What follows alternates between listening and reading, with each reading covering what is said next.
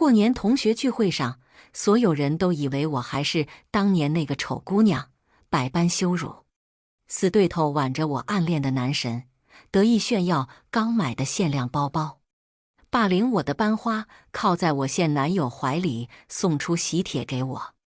就连当初体罚打压我的班主任也说，今天的包厢只有上流社会的人才有资格进来，我捡到大便宜了。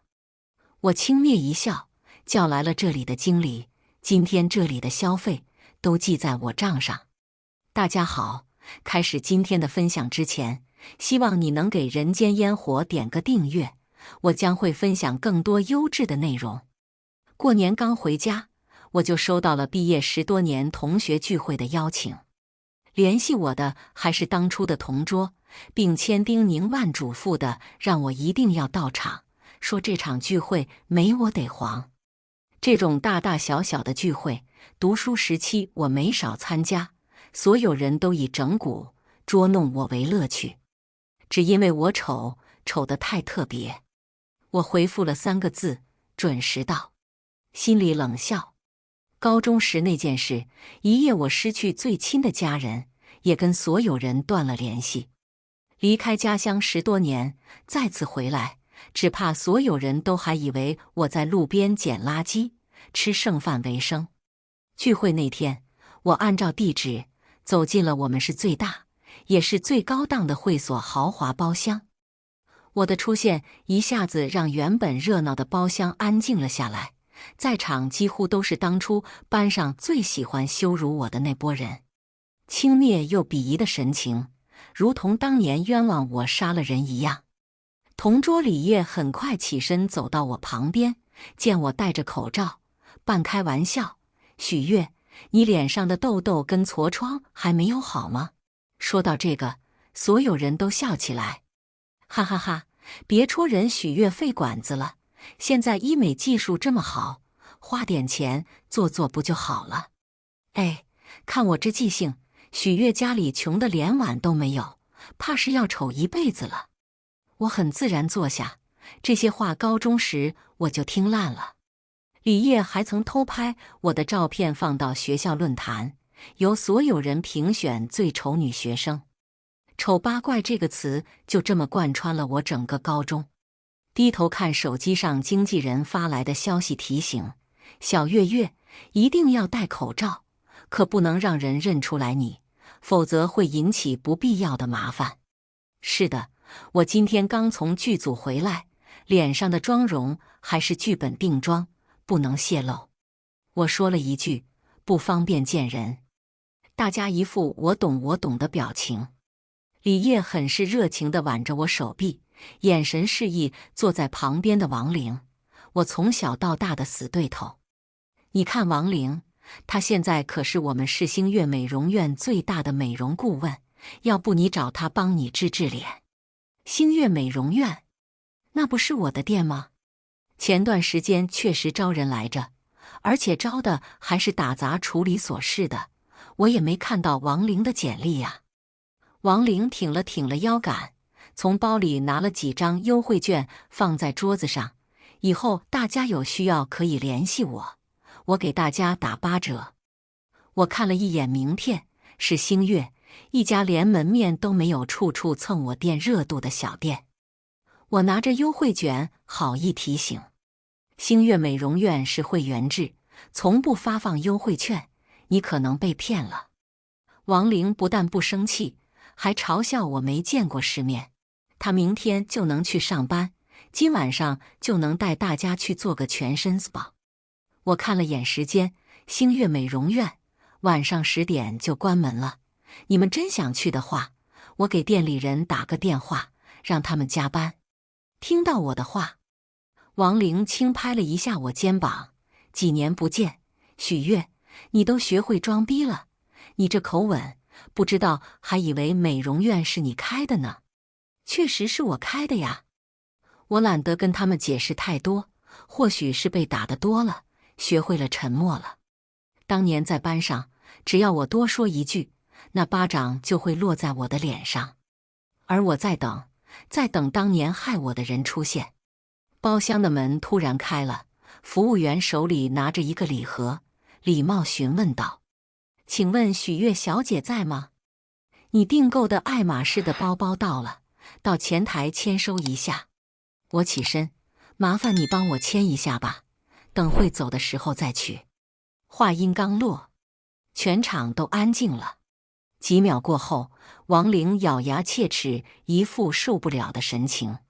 许月，你忘了你捡路边垃圾桶菜叶吃了吗？为了装逼，专门买一个假包不合适吧？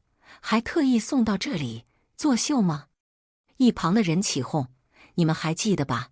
王玲男朋友可是许月当年暗恋的男神。我看呐，他就是看男神给王玲送了香奈儿的包包，眼红吧？”我没有眼红，更没有什么暗恋的男神，都是学生时期他们故意污蔑羞辱我的谣言。而这款爱马仕包包是我男朋友送的，他还真是故意定在这里，说是要给我长脸。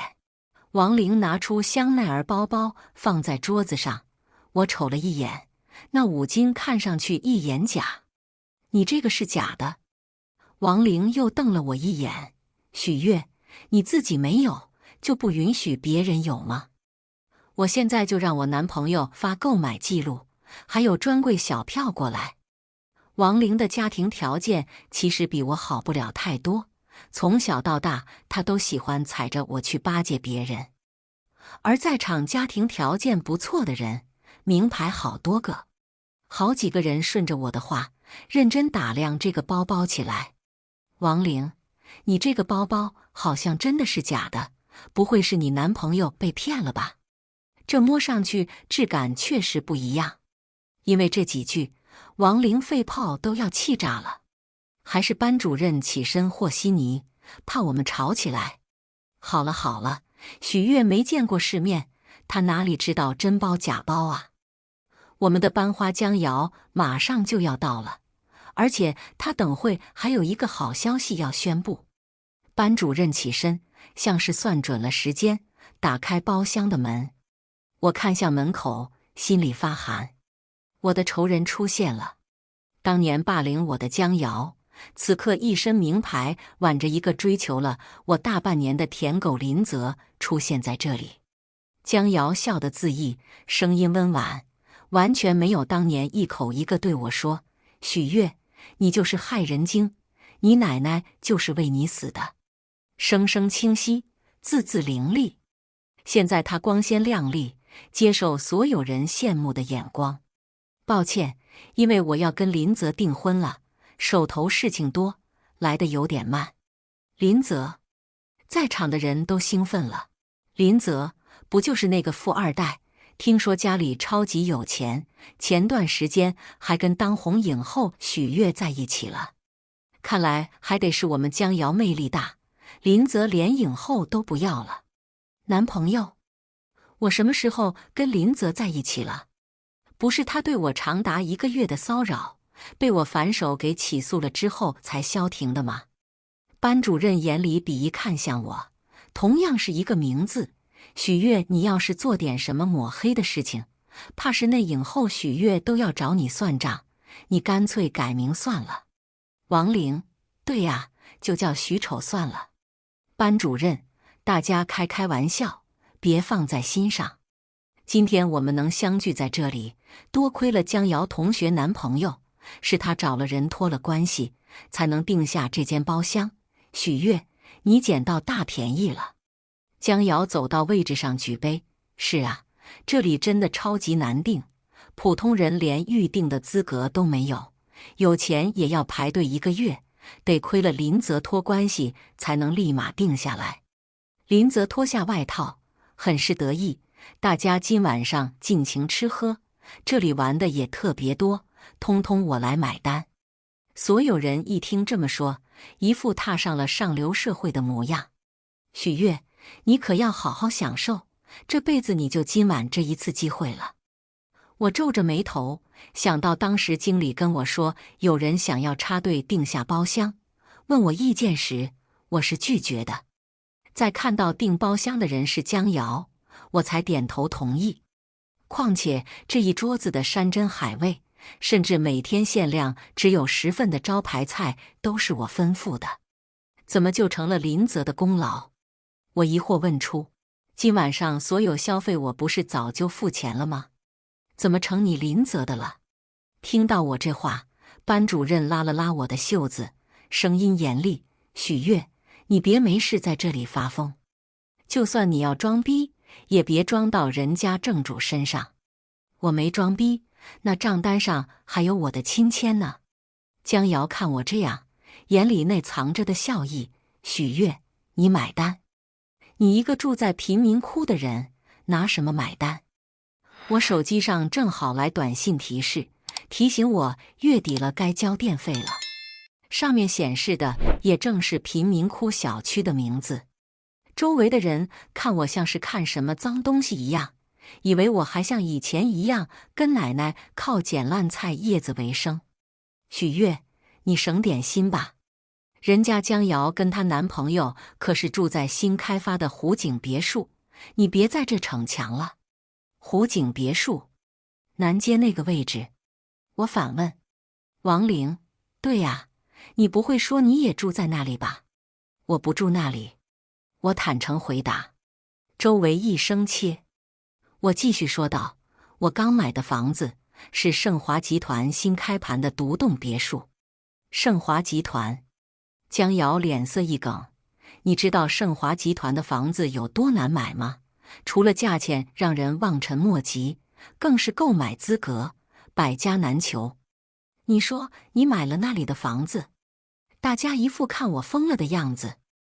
我没有骗大家呀，那房子是上个月我男朋友刚送我的，说是生日礼物。我嫌那地方有点远，到现在都没有去看过。王玲笑了起来，许月，你接下来是不是要编你有一个有钱的男朋友？那你说说你男朋友是谁，做什么工作的？社畜。在我看来，我男朋友每天朝9晚5，真的就社畜。恰好我男朋友这个时候给我打来电话，我小声接了起来。月月，你结束了吗？没呢，可能还有一会。你前几天不是说你喜欢的那辆小电驴坏了吗？我已经拿去修了。好，谢谢你。正好我要跟人谈事，也是在你那里，等会我们直接回家。李烨凑过来，耳朵尖的只听到那2个字：电驴，当即就拍着桌子笑起来了。什么社畜？你男朋友送外卖吧，不然会为什么要修小电驴呀？江瑶一副施舍的口吻。是啊，这年头送外卖的男人能养家吗？要不然我让林泽给你男朋友介绍个工作。阿泽，我听说你们公司还缺一个看大门的，对吧？这可比送外卖体面多了。其中王玲笑得尤为大声，送外卖跟丑八怪绝配，以后你们生的孩子肯定十分有出息。毕竟吃得苦中苦，才能人上人啊。我没应声，任由他们取笑。我来这里的目的也只有一个，江瑶。将我当乐子取笑够了之后，所有人都围着江瑶还有林泽巴结。班主任倒了一杯酒，走到江瑶跟前，姿态放得很低，语气里全是讨好。江瑶同学，读书那会我就知道你是天之骄女，我们这些人要是有你一根手指头那么能干，这辈子都不愁了。江瑶被夸得上天，很是得意，随手将自己的爱马仕包包放在桌子上。王玲眼更尖，大声喊了起来，这不是最近才发售的那个包包吗？全球限量只有3个，江瑶，你买到了。江瑶装的一脸不在意，这个呀，都是我男朋友买的，每个月都会送最新款的。你们要是喜欢，我可以借给你们拍拍照，发发朋友圈。班主任更是借机开口请求。江瑶同学说，你上个月帮你弟弟托关系，给送进了咱们市里第1小学，能不能让你男朋友也帮我一下？我那个孙女上幼儿园了，只不过看中的学校名额满了，所以你能不能有办法帮我送进去？要是事情成了，以后只要你开口，班主任我就是上刀山下火海给你办。”江瑶的面子得到了极大的愉悦，拉了拉林泽的手臂：“阿泽，你不是说等会你有个什么很重要的人来吗？是陆总还是谁？你帮帮我班主任呗。”林泽也被捧得极高，半点都不带犹豫的：“好啊，等会陆总来了，这是我跟陆总说说，我跟他的关系极好，这种小事放心。”班主任瞬间有了底气，看我的目光又是高中那一套。“许月，你看你，哎，你这辈子就这样了。”他总是喜欢攀着有钱人同学，对我进行无止境的打压跟辱骂。都已经听到这里了，记得给人间烟火点个订阅吧，制作不易，我们故事继续。包间的门也再次被打开，还是刚才那个服务员：“麻烦许月小姐尽快到前台取爱马仕的包包，那边打电话来催问是否本人签收了。”又是一片鸦雀无声。不可置信的声音响起，李烨瞪大了眼睛：“你真的买了爱马仕的包包？许月，你发财了！许月，你不会是被老头子给包养了吧？”我有些无语，对着门口说着：“麻烦你直接帮我送进来吧。”服务员：“好的，请稍等。”没一会，服务员手里捧着个礼盒放在我跟前。我正要拿笔签字，从包里掉出来的一张名片就被江瑶手快拿到。“二手包包的货王姐”几个字被念出来，所有人都笑起来。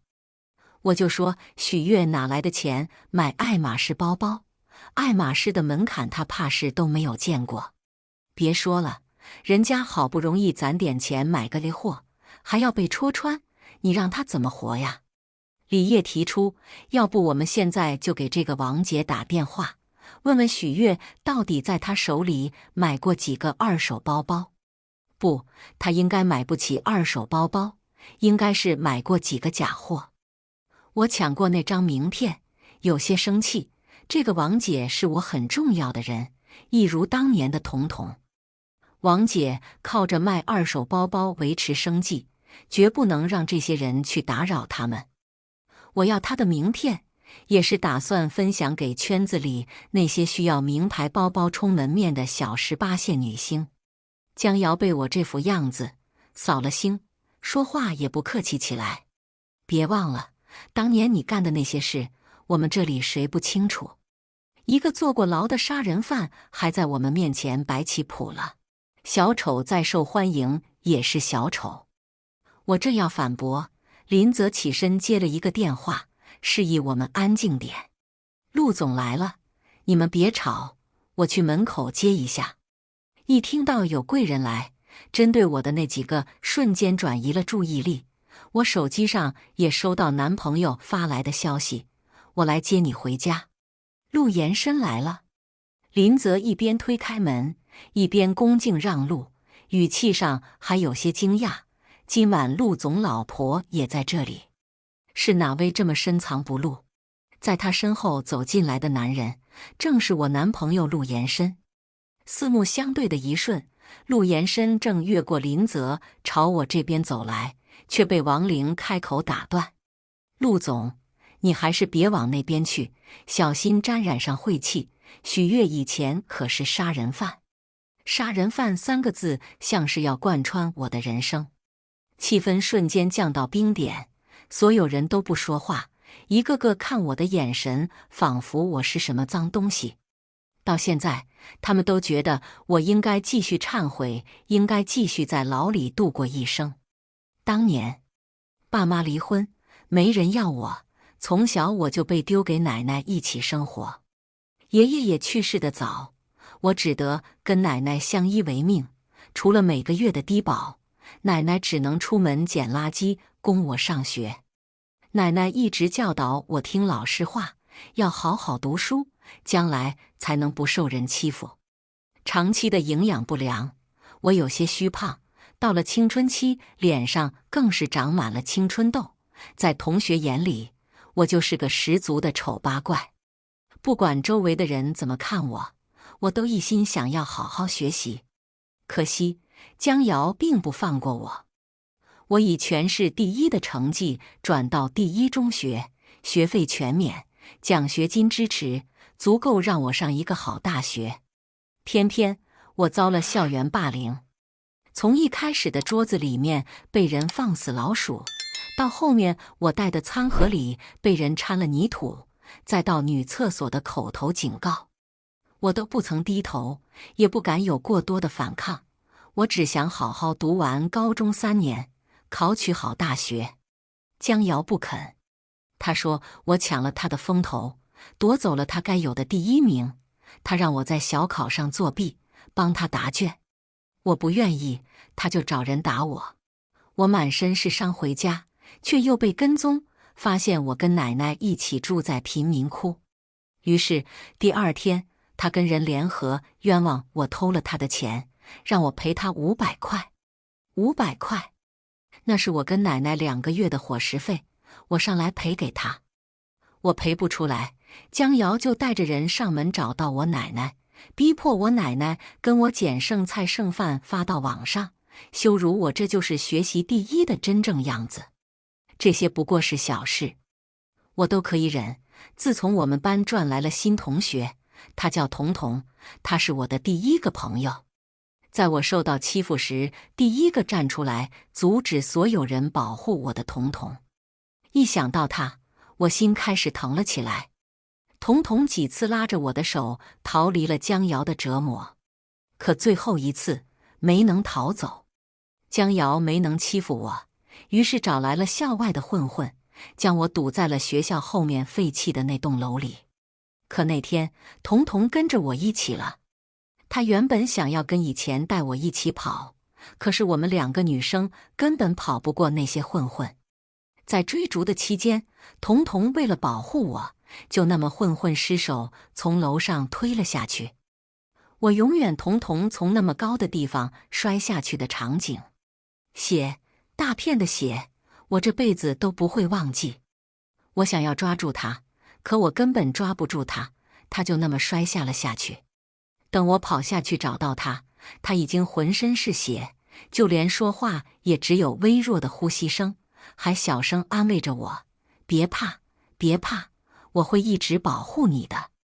而那些混混早就跑了。我跪在地上求助无门，没有人来救彤彤。我背着他走了好远好远的路，路人报警，彤彤被送进了医院。可我却被当作杀死彤彤的犯人给抓了起来。江瑶家里有钱，再加上同学的作证，我的人生被焊上了污点，我成了杀害彤彤的凶手。彤彤也抢救无效，死了。医生说，若是早点送来，就早1分钟，也许还有救。心如死灰的那一刻，我觉得是我害死了彤彤，是我害死了他。如果他不认识我，他就不会死。因为我的事，我被学校劝退，加上我未成年，只判了我5年。而我的奶奶，因为这件事，她伤心过度去世了。最后一面我也没有见到。这是我心里有多痛，就对江瑶有多恨。回忆到这，我眼角有些湿润，目光扫向在场的任何一个人，最后停留在江瑶身上。当年害死彤彤的真是我吗？江瑶，真正的幕后真凶是你。王玲看我一副像是疯了的样子。你装什么呀？彤彤父母这么多年，你有去看过吗？彤彤那个妹妹，你接济过吗？就在这张嘴瞎咧咧，你自己犯错了，还往别人身上推。江瑶站在林泽身边，被我指责时，眼里闪过一丝慌乱，像是害怕。当年害死彤彤的是你，为什么要对我泼脏水呢？许月，你该不会是得神经病了吧？所有人都附和起江瑶的话。我看相，不然他一整晚上戴个口罩干什么？早知道就不让这有前科的人来聚会了，真是扫兴。林泽冷眼扫过我，眼神里带着巴结，看向旁边的陆延伸。陆总，不好意思，让你看了一出笑话。你说你老婆在这里是哪位呀？陆延伸就这么当着所有的人朝我走过来，牵起我的手，当众宣布：你们嘴里的杀人犯就是本人的爱妻。话音落，现场气氛突然死一样的静谧，特别是江瑶看我的眼神，还有王玲那要瞪得快要掉出来的眼珠子。班主任嘴里都能塞下一个鸡蛋。也不知是谁开口说了一句：许月是陆总的妻子。我是听错了，还是这个世界魔幻了？那我们刚才说那么多，算不算间接把陆总给得罪了？就连搂着江瑶腰肢的林泽那只手瞬间放了下来，连个大气都不敢出。陆延伸拉着我坐到一旁，明明脸上是笑着说出的话是那么冰冷。刚刚是谁说我的妻子是杀人犯？是你对吗？王玲一下被陆延伸的眼神给吓到，立马摆手，脸色苍白。不是我，陆总，是个误会。陆延伸再次笑了一声，看向林泽，这个误会是不是有点大？林泽瞬间慌神，一把将江瑶从身后推了出来，急忙撇清两人关系。陆总，这一切都是江瑶说的，跟我没有任何关系。江瑶一下成为了中心，想逃却逃不掉。我没有。许月，你仗着有陆总撑腰，你就可以为所欲为了吗？别忘了，那些事可都是你干的。忘？我一天都忘不了，我怎么会忘？江瑶，以前的事我们就好好算一笔账。今晚来这之前，我就想好了，我要为自己洗清冤屈，要为彤彤找出凶手，要给我奶奶一个交代。我已经报警了，那些年你曾抹去的证据我都保存好了，有什么要说的，你就跟警察说去吧。警察来的时候刚好，江瑶被带走，还在做无谓的挣扎。正义或许会迟到，但永远不会缺席。江瑶，下半辈子你就在牢里好好忏悔吧。经过这一出闹的，几乎没人再敢说什么针对我。倒是从外面进来的可可，像是很急要一样走进来。月姐，原来你在这里啊，我找你找了半天。今晚上是你拿下影后奖项重要时刻，你怎么还在这里聚会啊？可可帮我拿起包，替我收拾着，我按着她的手，一点都不着急。倒是一旁的同学有人认了出来，可可，这不就是彤彤的妹妹，你们还记得吗？不过刚才可可嘴里说的话是什么意思？什么影后，什么得奖？班主任眼看没能套上江瑶的，近乎只能冲着我来。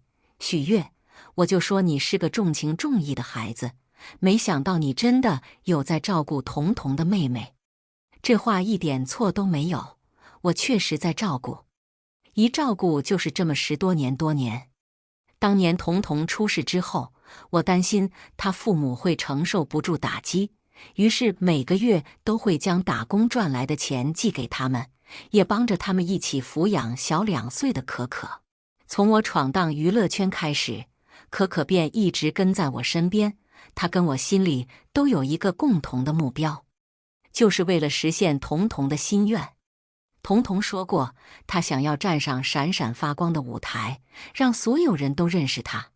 如今，她已经没有办法再站上舞台，所以我来，我去站，让所有人都知道，彤彤是一个很好的女孩。就连可可大学毕业以后，也成为了不错的演员。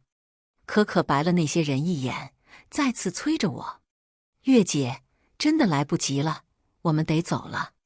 一旁的王玲拉住可可的手，不安问着：可可，这许月可是害死你姐姐的凶手。刚说完这句话，王玲就感觉到了一道冷眼。陆延伸抬手放下酒杯的力道重了好几分。王玲立马改口：可可，当年的事情，你怎么还跟许月关系这么好？你可是有大好前程，你可千万不要负你姐姐的后尘。”可可听到这话，一脸的不爽，将王玲的手甩开，说话口吻重了几分，警告所有人：当年的事情，谁对谁错我心里有数，害死我姐我也知道是谁，倒是你们这些小人，敢说当年月姐被霸凌的时候，你们没有参与其中。说到底，你们才是那最可恶的人。我是演员没错，可如果没有月姐，就没有如今的我。可可将我的资料在手机上发给了所有人。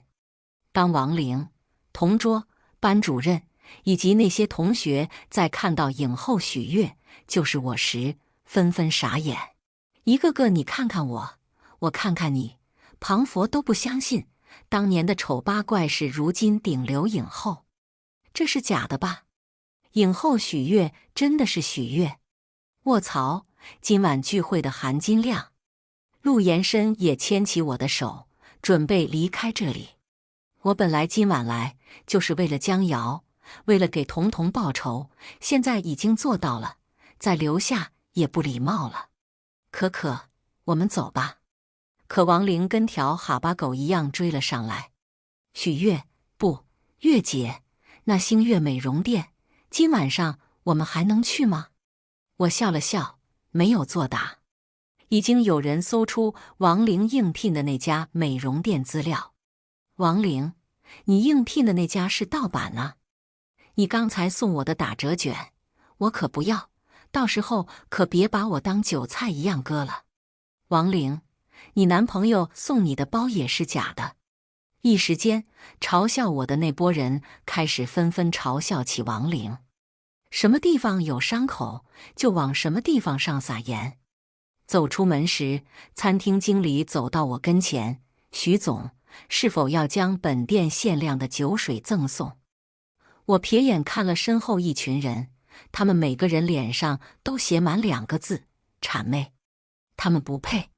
凡是在我店里消费到达一定等级，都会有限量外面买不到的酒水赠送。林泽两眼发光：“这酒水能送我们吗？”谁不知道？能有这家店的酒水，相当于有了一个接触上流社会的门票。许月，我们真是沾你的光了。陆总，你这位妻子真的很能干。陆延伸不说话，只是将目光看向我。这么多年的感情，一个眼神，我们就能知道彼此想做什么。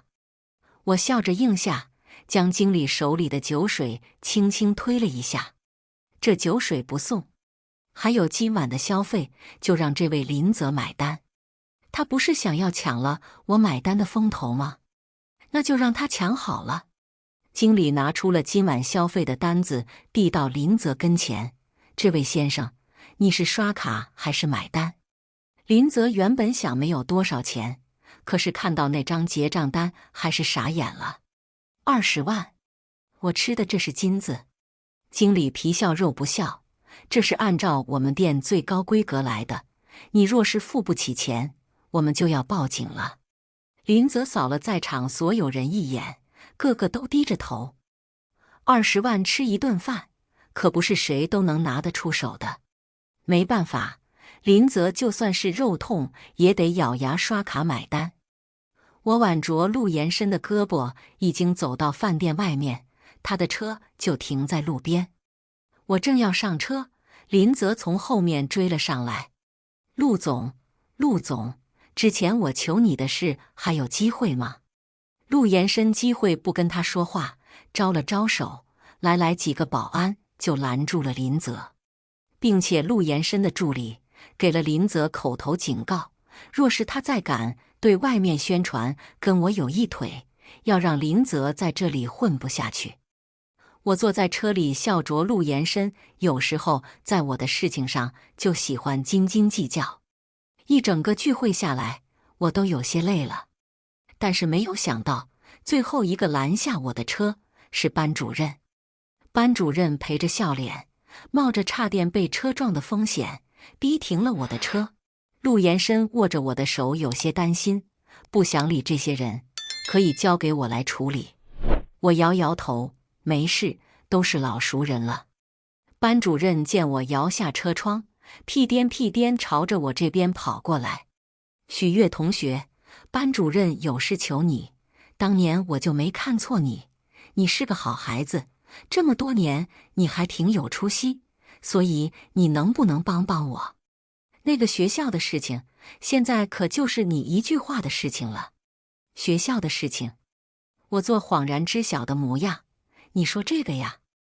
我一边吩咐着司机开车，一边让他开得很慢。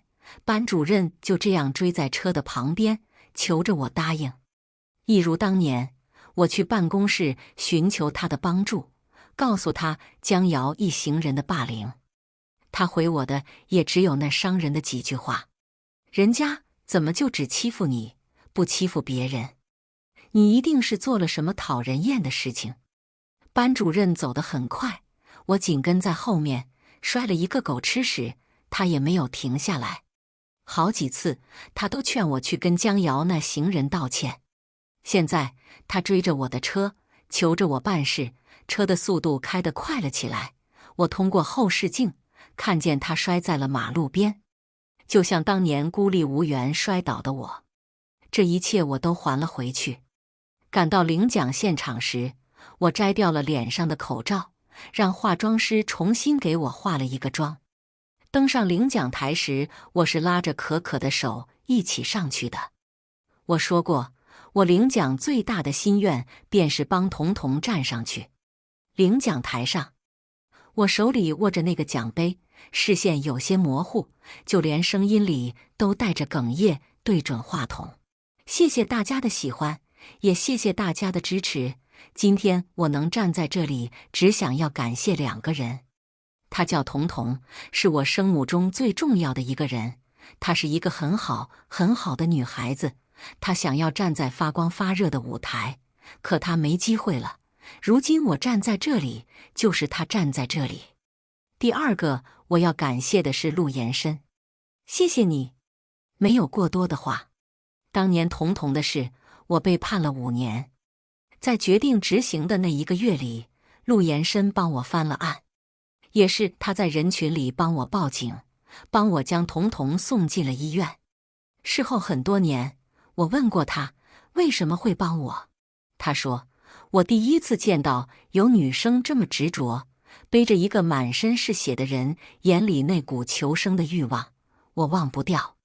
所以在他知道因为这是我被误判，他直接出手帮了我。我没有坐牢，可我还是失去了奶奶。这些年里，我一直不断的成长，不断的学习各种技能，终于不再被人嘲笑，不再是丑八怪，而是能够照顾可可迪许月。后面的1个星期里，陆延伸告诉我，江瑶被判了刑，20年，足够他下半生好好悔过了。还有当年那些混混，一个都跑不掉。我回了一趟贫民窟，这么多年虽然没有住在这里，可这里是我跟奶奶生活的地方。说是这里要拆迁了，没办法再继续保留了。我买了些水果回家，像是以前奶奶买给我吃的那样。后面我又去了一趟墓园看望彤彤，告诉她现在可可过得很好，她爸妈也生活得很好，一切都在往好的地方发展。要是他在就好了，要是彤彤在，人生就不会有遗憾了。陆延伸替我擦掉了眼泪。月月，向前看吧，以后你还有我，没有人能够再欺负你了。我轻轻捶了一下陆延伸的胸口，娇笑着，以后我也能保护你，陆总。一切尘埃落定。我跟陆延伸搬了新家，准备在下个月举行婚礼。可可更是事业的上升期，比我拿得奖项还多。他父母已经开始着急给他找男朋友，只有他不急。我的人生，我自己便能活得精彩，是吧，月姐？我摸了摸我的肚子，里面有一个小生命正在发芽，靠在陆延伸怀里，幸福地笑了。是，彤彤，你也要幸福。以上就是今天分享的故事，大家有什么想说的、想吐槽的，欢迎在下方评论交流。也更希望能给人间烟火点个订阅，我将会分享更多优质的故事内容。